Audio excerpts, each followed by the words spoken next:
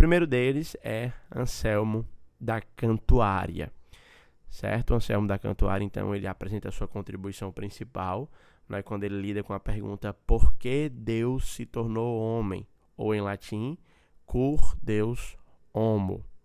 E o argumento central, então, dessa obra é o seguinte: Anselmo percebeu que o pecado rouba a honra de Deus e exige, então, o roubar dessa honra de Deus exige uma reparação que só pode ser feita por alguém que tenha a mesma dignidade que o Senhor, ou seja, alguém que seja plenamente Deus, para ter uma capacidade infinita de lidar, de reparar a desonra causada pelo pecado. Do outro lado, além de ser plenamente Deus, é necessário que o reparador da desonra trazida pelo pecado precise ser plenamente homem para representar a humanidade. A ideia aqui, então, meus irmãos, é que Deus, em sua santidade e em sua justiça, ou melhor, como resposta à sua santidade e à sua justiça, ele é um Deus irado. E para que a sua ira seja aplacada, é necessário que ela seja despejada em alguém que seja digno ou tão digno quanto ele é.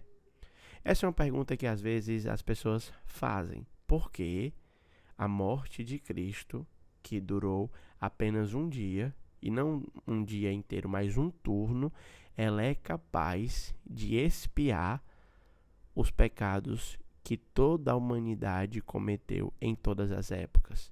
Porque um curto período de sofrimento é capaz de expiar, de justificar um pecado ou pecados de toda a humanidade durante muito período de tempo? A resposta, então, para isso está na dignidade daquele que é oferecido. Cristo é Deus e a sua dignidade, ela é tão infinita, por assim dizer, que em sua infinitude, um curto período de tempo, em sofrimento, em sua morte na cruz, ele é capaz de satisfazer o desejo santo que Deus tem para derramar a sua ira. A ira, então, do Pai é despejada no Filho.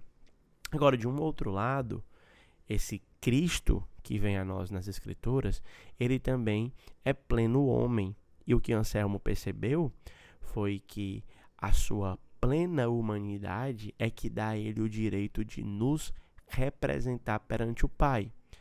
Certa vez uma criança da igreja perguntou para a tia da salinha se podia orar para o demônio se converter. A tia não soube responder e ela trouxe a pergunta para me tentar ajudar.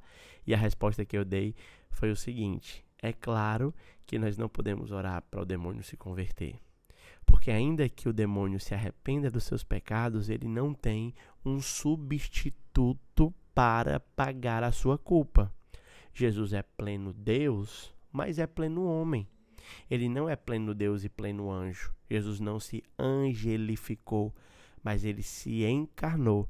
E é precisamente a sua encarnação que dá a ele o direito de representar a humanidade perante o Pai.